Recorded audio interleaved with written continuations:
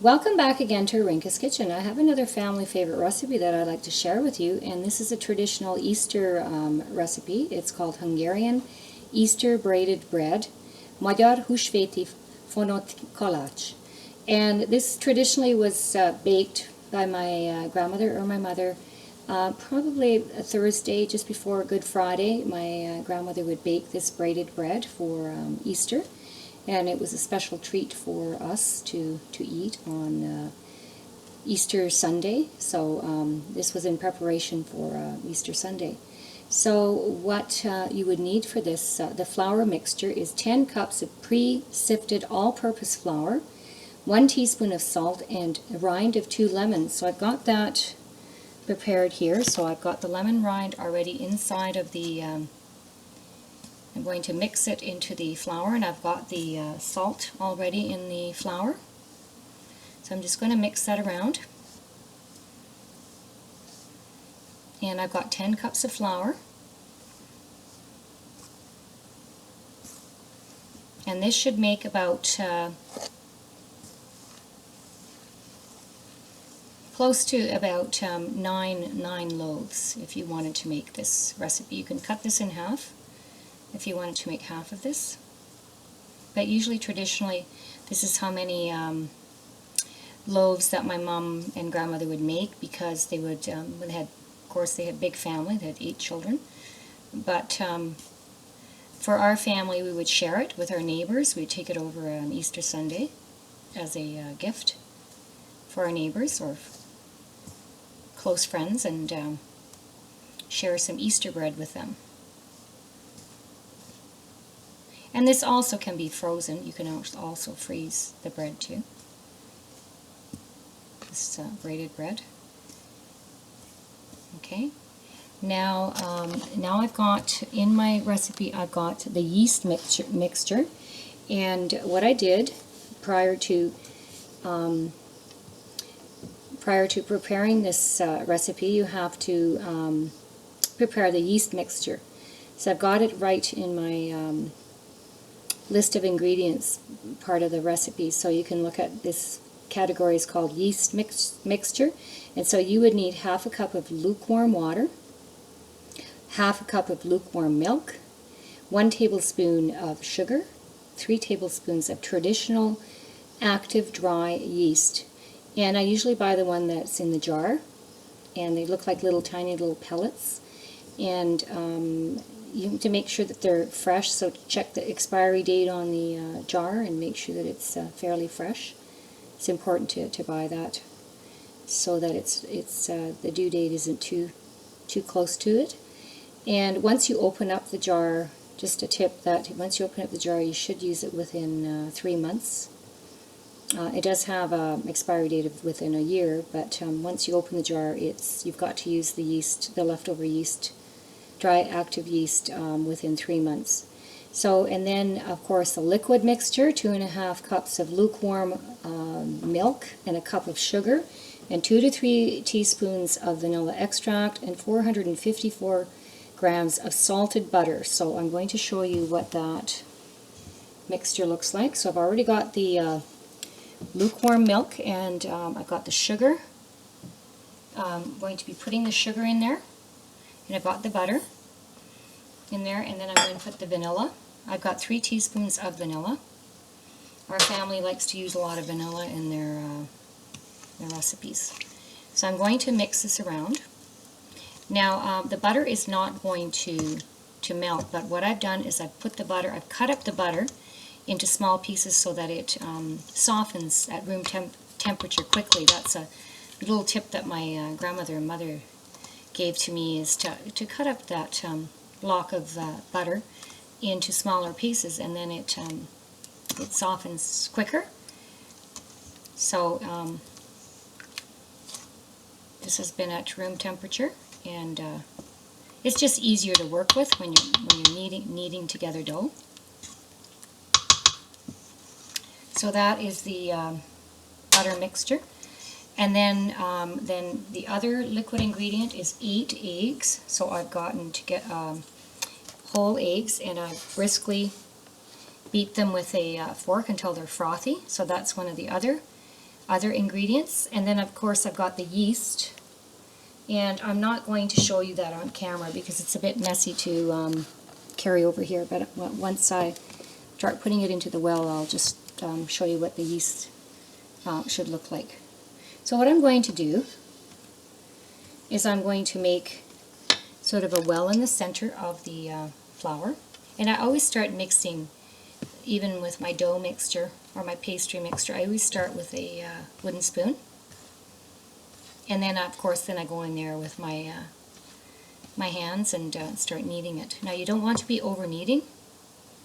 This recipe is just like a bread dough recipe, except it's sweet. And then I'm going to start pouring in my wet ingredients in there. So I'm going to be putting that into the flour mixture. This is the butter and the sugar and the lukewarm milk. Okay. That goes in there first, and I'm just going to scrape the bottom of this bowl because there's some sugar on there, and so I'm going to slowly start mixing it in.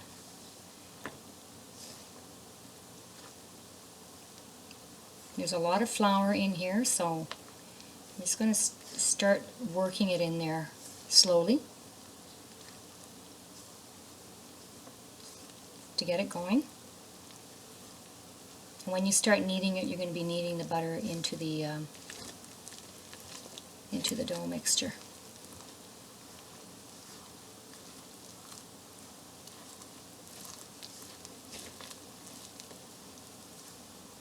Okay. Let's bring our flour around here. Okay, and then you're going to take the beaten egg, and you're going to pour that over that. Give it even some more moisture. And then you're going to take the yeast, and this is the yeast, and you're going to pour that on there too.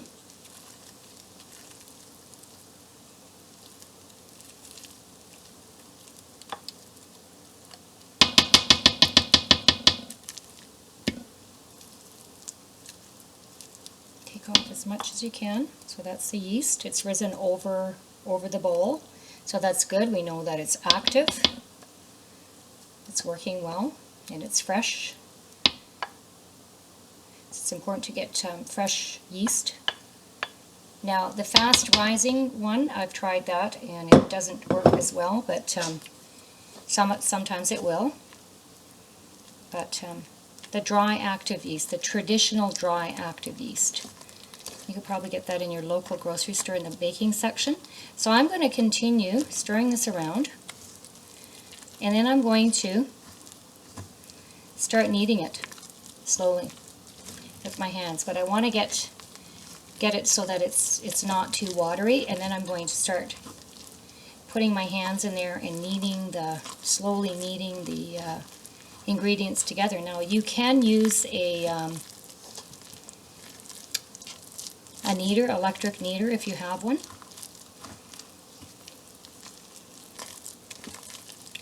If that's simpler for you, you can do it in there. And I don't have instructions for that because everybody has different types of kneading tools, so there might be a different process for each of them. But you can use an electric kneader if it's easier for you to do. My mother and grandmother would always do it by hand. It's a little bit more of an arduous task, but and even today my mother will knead with her hands. She could have an electric dough kneader, but she chooses to use her hands. So I'm just going to scrape this off with my hands, and I'm going to knead this together. And when I've kneaded it together, what I'm going to do, once it's in a mound, once I've finished kneading it together, then what I will do is I will let the dough mound rise. and it'll go over the bowl. So don't worry if it goes over the bowl. That means that your yeast is working fantastically. And I'm going to cover it with a large tea towel. And it's going to take probably about an hour and a half to 2 hours to do this. So this is something that you probably want to start early in the morning or in the morning, because it takes pretty much about probably 5 hours to do this recipe, but it is well worth it. We've enjoyed it tremendously each year. It's a traditional braided Easter bread, and this year I'm going to be making it for my mother, so she gets a break from doing that, and I'm going to be making some braided Easter bread for her, and I'm going to take some over to her neighbors to share with them some Easter bread. So, and I just called her this morning to get some more tips from her, because she is my teacher, my mother, and first and foremost my mother, but also my teacher, and she's taught me so many things about cooking and baking. So I will be putting some of the extra tips that she's given me at the end of my recipe, so you can have a look at that. So I will come back and I will show you what the dough looks like when it's risen, and then the next process is putting it together, putting the braided bread together. There's a technique for that that I'd like to share with you. Welcome back again to Arinka's Kitchen.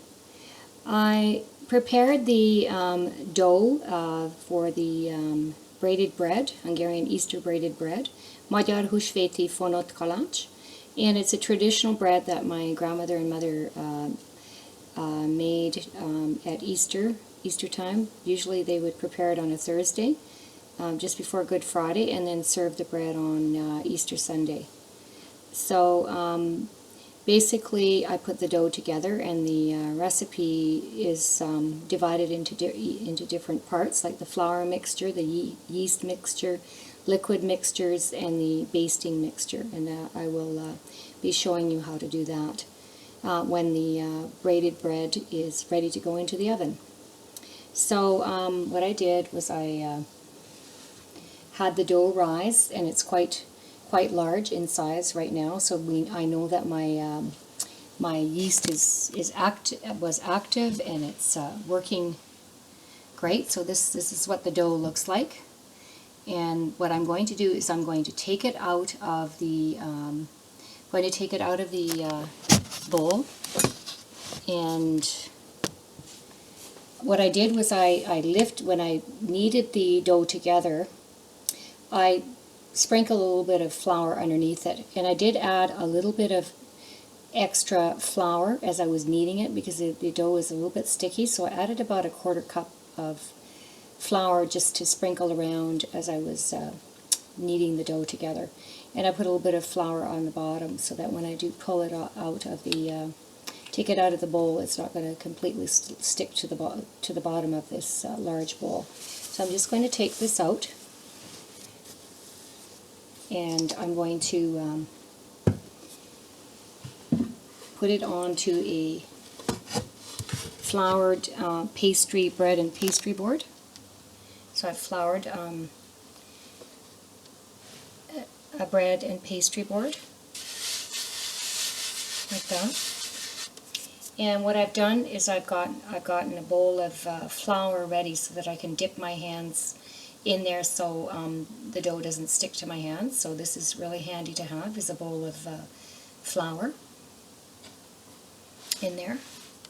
And then I'm just going to pull out the dough out of the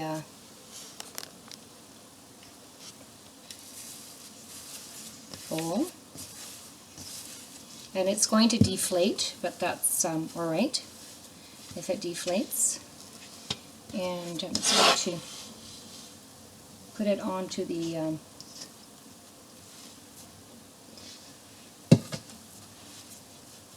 this is what the dough mixture looks like. I'm just going to reposition it.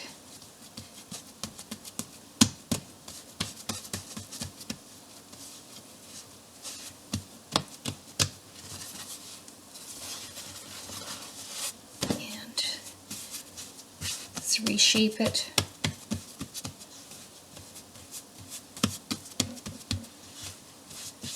Like that. And then I'm going to cut the dough into 4 equal parts. So I'm going to make sure that you have a nice sharp knife. And I'm just going to dip it in a little bit of flour, and then I'm going to cut it into 4 equal parts.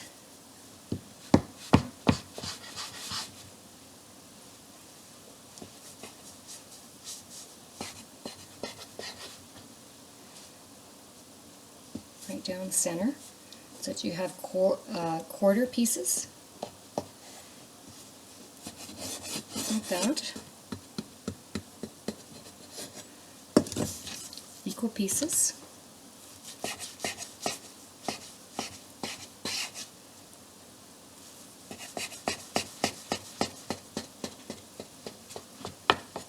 And then I'm going to take the pieces apart, and I'm going to put them back into the bowl, into the large bowl. You may have to kind of tear them apart a little bit. I'm just going to make sure that they're in separate pieces. And then I'm going to take one of the pieces and I'm going to cut them into 3 equal parts again, like so. And then I'm going to set these one aside, like that. And then I'm going to sprinkle my flour board again, because you've already picked up quite a bit of the flour. So I'm just going to reflour it, so you make sure that you have a bowl with lots of flour in it. And then I'm going to roll the thickness of both my index finger and my middle finger, so it should be about that thick. And you'll want to roll it about 40 centimeters. It'd be about the size of a placemat, a medium-sized placemat. So you want to roll this into a coil, like so.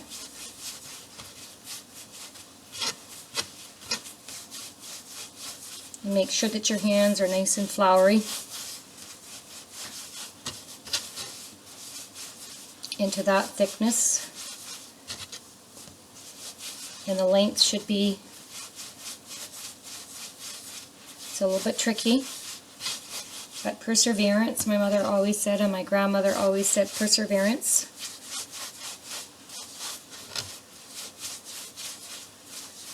Is really the key to making a recipe like this. And then once you've got it about that thickness, you want to check it's a little bit too thick yet.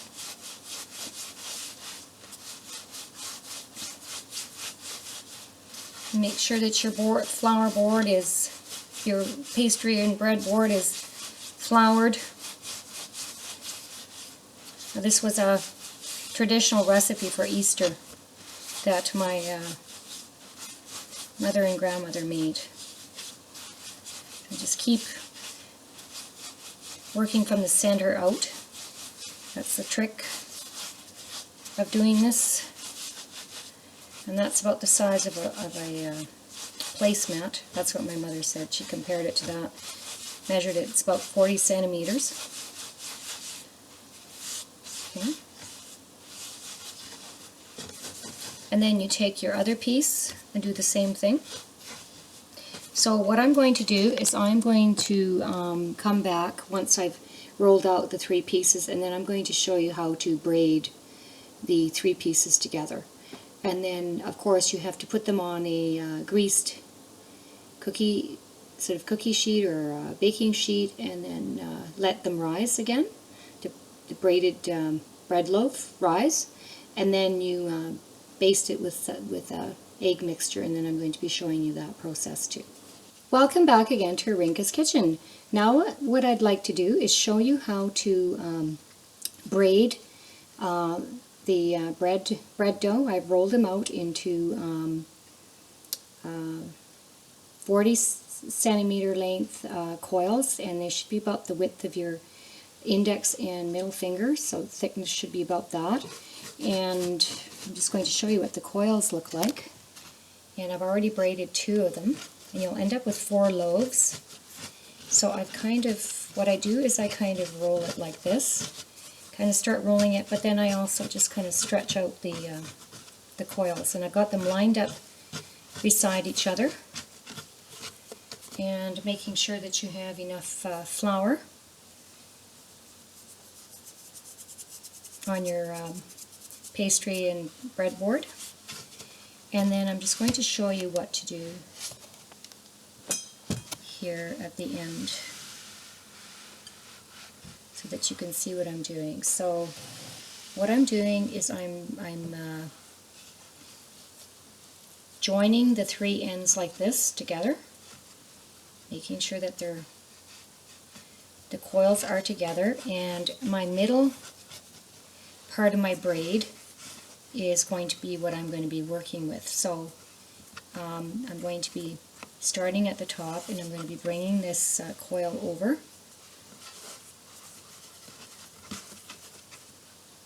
And then this becomes my middle braid.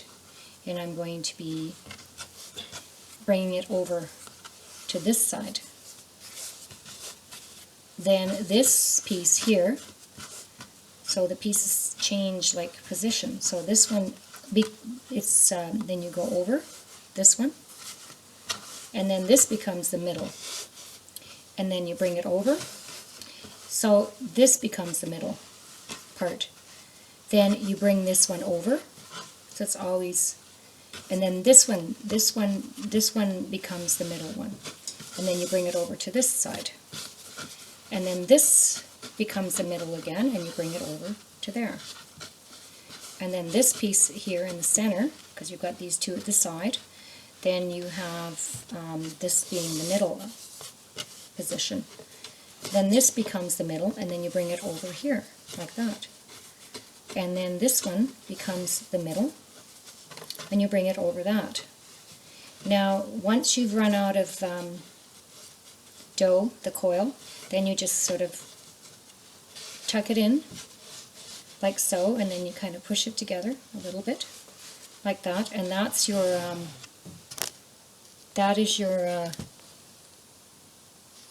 kneading done.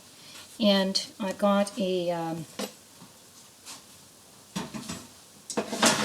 greased cookie sheet ready, and I'm just going to, what I'm going to do is I'm going to take 2 spatulas. This is a trick that I have. Two of these flat spatulas, and I'm going to lift it up like this. This is a little trick so your braid doesn't fall apart. So what you do is you lift it onto the cookie sheet. It's just a little trick that I thought, because it's hard to kind of lift it on by hand, because it's going to collapse in the middle, and you may end up losing the braid. So that's just a little trick that I wanted to do. So it's on the cookie sheet. Now this one's a really big one, so this is kind of a medium-sized pan that I have. And what I'm going to do is I'm going to leave this to rise, because it's going to rise bigger. And then I'm going to put a basting mixture on it. It's going to be 1 whole egg and 2 egg yolks, and I'm going to mix that up, and I'm going to use a basting brush, and I'm going to brush the egg on top of there, because it makes it nice and shiny and golden. And then, of course, I've preheated the oven to 350 degrees Fahrenheit. So I'm going to just show you what the other ones look like. These are starting to rise, and that's the Easter bread. And this is going to be ready to be baked in the oven. So you want to join the ends together and kind of shape them with your hand, make them kind of look nice, like that. And then you're going to let them rise. You're going to let it rise. It's going to rise a little bit bigger, and then you're just going to you're going to put the egg mixture on there and put it in the oven. So what I'm going to do is I'm going to take this last piece here. So I've got 4 pieces that I've divided the whole mound in. It's starting to, it's actually starting to rise again. So I know that my yeast is, this is very fresh, and I'm very impressed with the fact that it's working great. It smells fantastic too. You can smell the vanilla and the lemon rind, and it's just an amazing.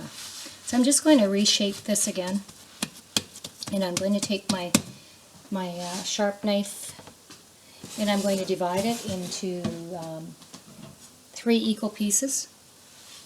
So I'm just going to cut out 3 of these pieces, and another one here.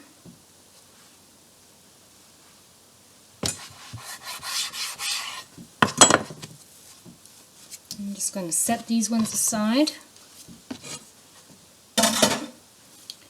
and I'm going to flour my board again, and I'm going to roll out the coils about 40 centimeters, because that's going to get shorter. As you braid, it becomes shorter. And it's really rising. Even when you've got the pieces divided, you're going to find that. And what I do is I kind of squeeze it like this, a bit like this, when I'm rolling it, and I'm stretching it.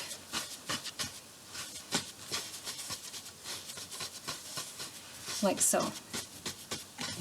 And then I've got that coil done, and then I'm going to do the same thing with this one.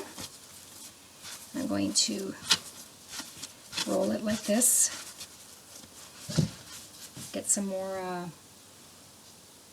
flour ready. And that's how you do the coils. I kind of roll it around like that. And I'm going to try to make them the same length. So it's just a matter of stretching and kind of doing a rolling action of your fingers and your wrist. You keep doing that until you've got the right thickness and the right length.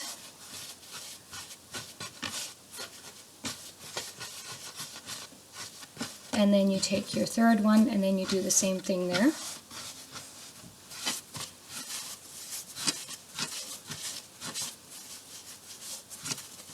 You start from the middle and roll out the other coil. So you can make 3 coils the same length, the size of a placemat. That's what my mom said about the size of a regular placemat that you have on your table. It's about 40 centimeters long. And this yeast and this dough is rising pretty quickly because it's a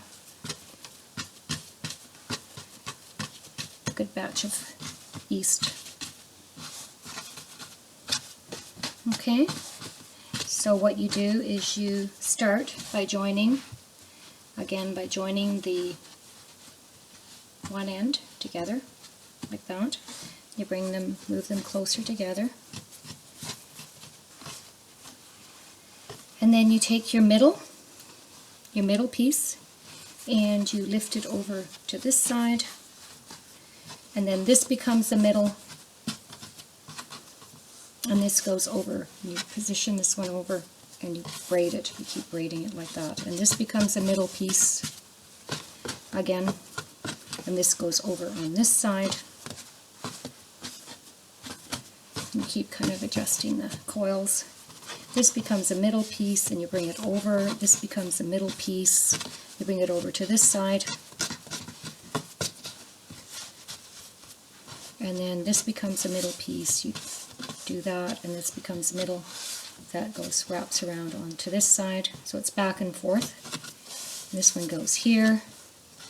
This becomes the middle, and it wraps around this way, and then you've run out of coil, and then you just kind of position the coil, and then you kind of position it so it's nice and shapely, like that. And there you have your braid. So that's what the braid looks like. And this other one is really rising quite quickly. And I'm going to be putting this one on another baking sheet, because I don't have another large baking sheet. But if you have two large baking sheets, you should be able to fit two of them on there at a time. So what I'm going to do is I'm going to come back in probably about 15 or 20 minutes, and then I'm going to show you how to put the egg wash on there, or the egg basting mixture on there, and then I'm going to put it into the oven. And then of course I'm going to show you what this great recipe looks like fresh out of the oven. And I'm quite excited to show you, because it looks magnificent once it's baked. It's shiny and it's golden brown. So I'll be back to show you what this Hungarian Easter braided bread looks like. Magyar Húsvéti Fonott Kalács. Welcome back again to Arinka's Kitchen. I'm preparing in my kitchen a recipe called Hungarian Easter braided bread. Magyar Húsvéti Fonott Kalács. And this is a traditional Easter bread that my mother and grandmother served at Easter, and they would prepare this on a Thursday just before Good Friday, and it would be served on Easter Sunday for Easter breakfast, or sort of like a dinner, kind of an after dinner type of a treat.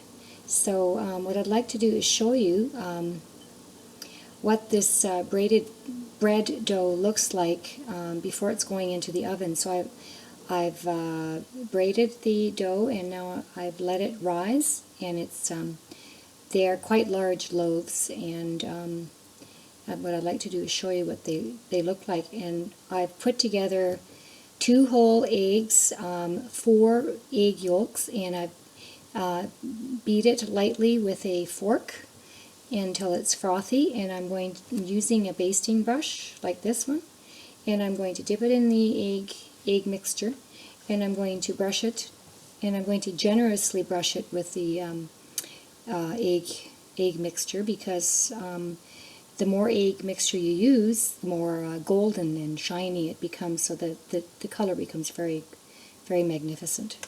So I'm just going to do that. So I'm just going to bring down the camera, and I'm going to show you what these look like. They're really quite large loaves of bread, so they have quadrupled in size. Now if you wanted to make them smaller, you're welcome to do that. You can cut them into smaller pieces, but they're just great like this in the oven. So you want to generously brush this egg mixture on there, and I've used a lot of eggs here for that reason. About 5 eggs, 2 whole eggs and 4 egg yolks. Actually it's 6, pardon me. And this makes 4 loaves. This recipe makes 4 large loaves of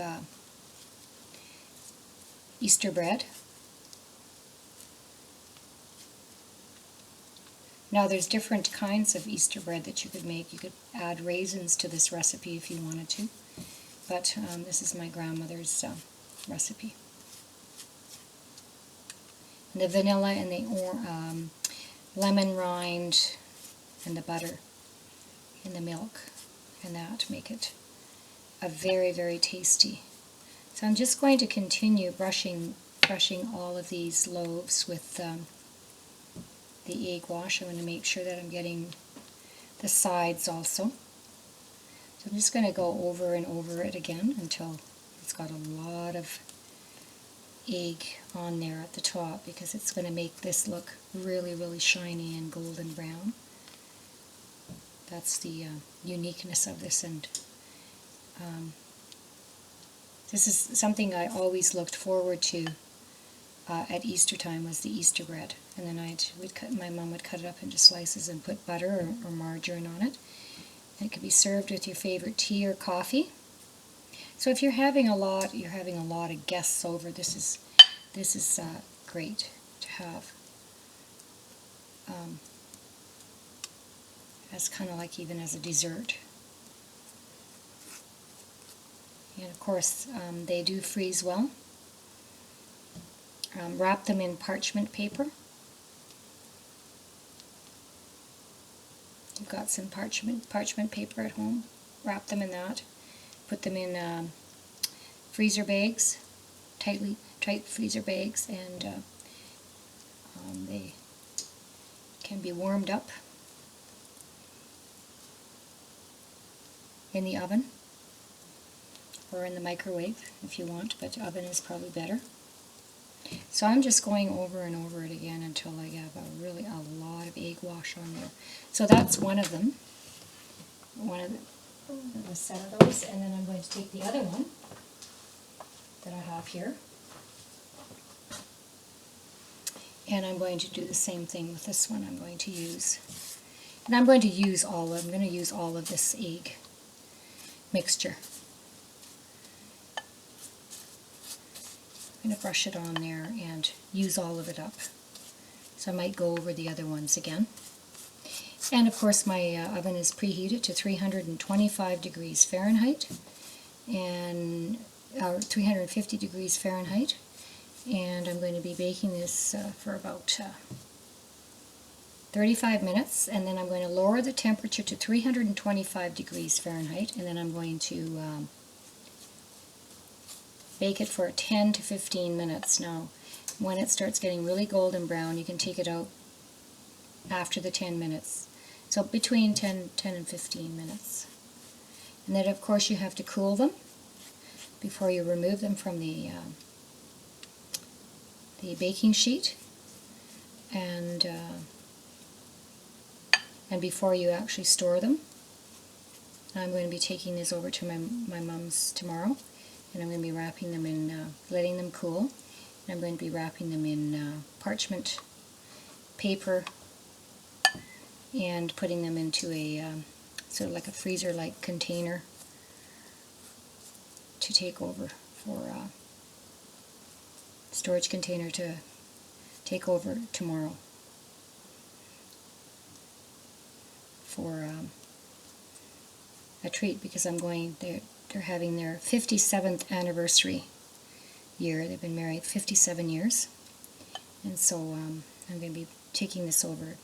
Their anniversary falls during the Easter season sometimes, depending on the liturgical calendar.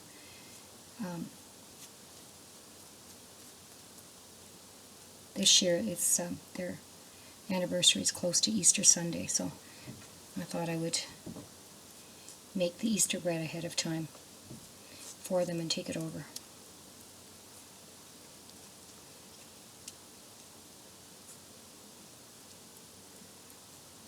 Yeah, she just called me about 15 minutes ago and asked how things were going, and she's really excited about this, me making this bread, and it's my father's actually really looking forward to having this with his coffee tomorrow.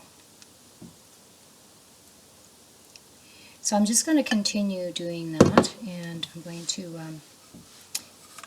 make sure that I have a lot of this egg mixture on the Easter bread loaves, and be very gentle about putting the egg yolk on it so that you're not flattening the as it rises. So just gently use a basting brush, and what I'll do is I'll come back and I will show you what this great recipe looks like fresh out of the oven. So it's going to take about 45 to 50 minutes to bake the two of them. So when the first two come out of the oven, I'm going to come back and show you what this great recipe looks like when it's baked. Welcome back again to Rinka's Kitchen. I had in the oven a recipe that I've been preparing, and it's called Hungarian Easter Braided Bread, and it's in Hungarian it's called Magyar Húsvéti Fonott Kalács. And so what I'd like to do is show you what this great recipe looks like coming fresh out of the oven, The whole house has the aroma of baked bread, and you can smell the lemon rind and the vanilla and all the other ingredients in this great recipe. So what I like to do is show you what this great recipe looks like coming out of the oven. It is golden brown, magnificent golden brown. As you can see, that these are the 2 loaves right here, 2, and they are very large loaves. And this is how my grandmother would prepare this. It would make a 2 large loaves. Now, this would be great if you're expecting a lot of guests for a celebration. It can be served, it's an any time actually bread. You can serve it for other celebrations too, other than Easter. So, but I'm going to be taking this over to my mother's tomorrow, and I wanted to bake the bread this year for our family. So what you would do is you would cut up with a serrated knife. You would cut up, and this has cooled to a great temperature, sort of a warm temperature, and then you can serve it on a plate.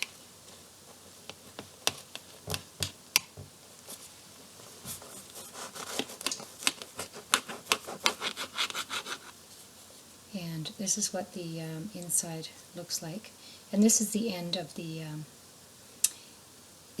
bread. Some people like to have that. I know my mom, that was her favorite part of the bread, was the end part of the bread. So what I'm going to do is I'm going to put it on a smaller plate, like that. And it's still nice and warm. And I've got some tea, boiled some water for tea. It's going to be served with some our favorite herbal tea. And it's still warm from the oven. And this can be warmed up if you wanted to serve this to your guests warm. You can. And of course it looks like that when it's cut up. And that's what the inside looks like. It's very yellow. I've used brown. I've used brown eggs to get a kind of a deeper sort of a color to your dough. And then I'm going to take some butter. So I want to soften. Make sure the butter is nice and soft. It's easy to spread. And I'm just going to spread some butter on those pieces, and I'm going to be giving that to my husband. He can hardly wait to eat these pieces. And I've boiled up some tea, water, and have serve some tea with it. So this is the Easter braided bread, Hungarian Easter braided bread.